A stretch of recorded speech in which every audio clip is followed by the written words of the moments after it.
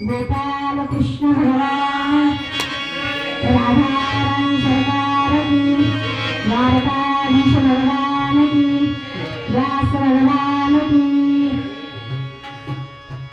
आणि अशा न्यायानं हा ग्रंथ ज्ञान आणि वैराग्य पुष्ट झाले, नाचायला लागले, तल्लीन झाले.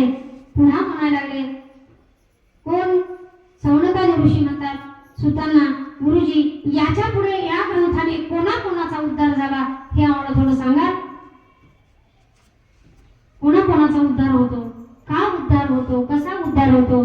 त्यावेळेस सांगू लागले, कलियुगामध्ये तरुण जात असताना कुठल्याही पाप्यातल्या पापी, दुष्टातला दुष्ट, नीचातला नीच, कितीही नीच कर्म केलेलं असेल आणि भागवत पुराणाचा नुसता एकही श्लोक कानावर पडला तर त्याचं कल्याण झाल्याशिवाय राहणार नाही. सच्चिदानंद रूपाय विश्वोत्पत्त्यादि हेतवे तापत्रय विनाशाय श्रीकृष्णाय वयं नमः.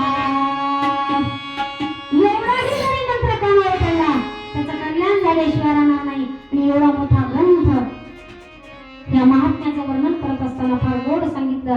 कितीही पापी असू द्या, त्यांनी सांगितलं